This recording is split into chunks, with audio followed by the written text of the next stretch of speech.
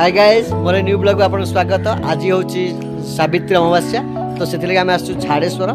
ये झाड़ेश्वर पूजा अर्चना चली से मोर न्यू ब्लॉग चली चलो किमी कौन पूजा अर्चना कर नारी मैंने देखते पूजा नारी मैंने कहीं करती आउ कहीं बाप घर भाड़ा आसे मुझे आप सर्टकट कहवा चेष्टा करी।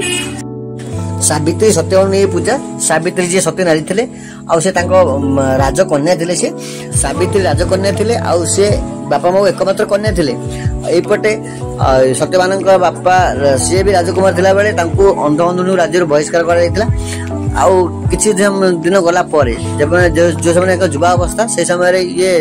सावित्री फूल तोड़ते से बाट दे सत्यवान जो जाऊे तो सावित्री नजर पड़ा और सत्यवान डाकी पचारे तुम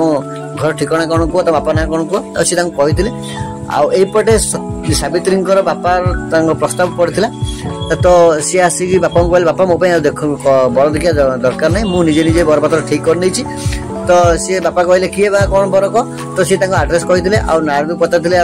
देख लो ये सुजागणा करते तो नारद कहते नारे माँ तोर जो स्वामी आयुष केवल वर्षे मात्र अच्छी आ तू अन्य क्या प्रस्ताव देखे ना ना मुझे सत्यनारी मुझे मन स्थिर कर बाहर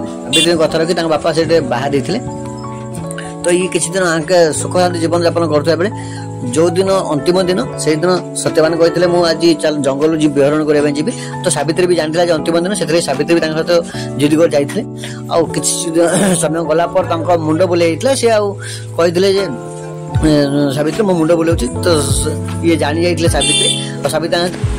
कोड़े मुंड दी शोया कहते से समय यमराज मैंने पठेले दूत को जाओ तो से लोक को धरी आसो तो सत्यनारायण को तेज से जमदूत मैंने आसी सत्यवान नहीं पार नी तो निजे जमराजा आसते जमराजा शत्रुता और क्रोध आगे हार मानी सी कहते मत कौन मागुचु मागे ये तो मागी मो बापा माँ सात पुओ हो आ मो शाशु शशुर को निज राज्य तो चक्षु मिलू आ मोर 100 पुत्र हो तो जमराज आज्ञा करते प्रस्तुत करते जमराज बर दे भाविले अरे तार स्वामी तो मुनि गल तार पुत्र हम केमी नहीं माँ तो स्वामी की नहीं से स्वामी शशुर राज्य पाइबा सहित बापा पुत्र न पुत्र मागी